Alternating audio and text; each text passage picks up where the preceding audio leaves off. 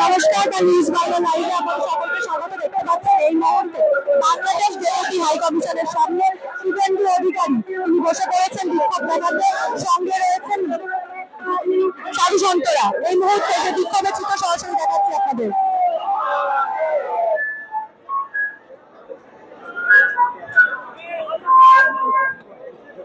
আপনারা জানেন আমরা আজকে উত্তরবর্তী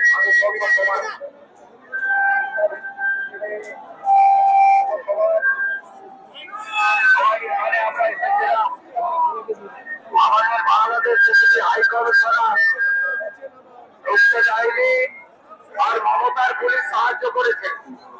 কারণ মমতা ব্যানার্জির রাজ্যে অরবিন্দ দাস, চন্দন দাসকে যেভাবে বামপন্থী পরিবারের লোক হওয়া সত্ত্বেও হিন্দু বলে কুপিয়ে কুপিয়ে কাটা হয়েছিল, একইভাবে দীপু দাসকে জীবন্ত জ্বালানো হয়েছে।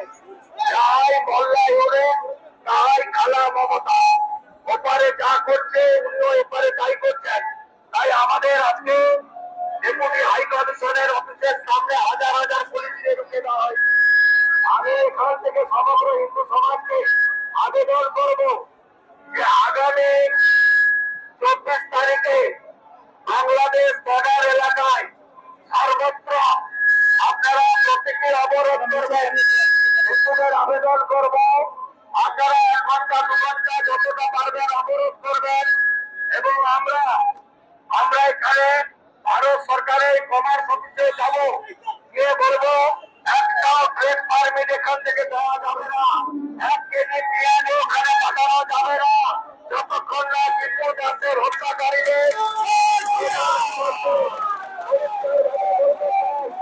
আর আমি আপনাদেরকে বলবো শান্তিপূর্ণ এই কর্মসূচিতে আপনারা মুখে মুখে শুনে 5,000-এর বেশি মানুষ এসেছেন, বর্ণ ধর্ম নির্বিশেষে সমস্ত হিন্দুরা এসেছেন।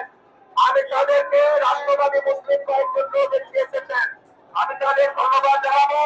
ভোটবন্দি থেকে সর্বানন্দ মহারাজের নেতৃত্বে 250-এর বেশি মহাসাধু, আমাদের সন্ত সাধু, মাতাজি, গুরুজি, প্রণব সাধুরা তারাও এখানে বিপুল সংখ্যায় এসেছেন। আমি তাদের কৃতজ্ঞতা জানাচ্ছি। এবং আগামী 26 তারিখে আমরা পুনরায় 10,000 মানুষ নিয়ে বাংলাদেশ ডেপুটি হাই কমিশন অভিযান করব।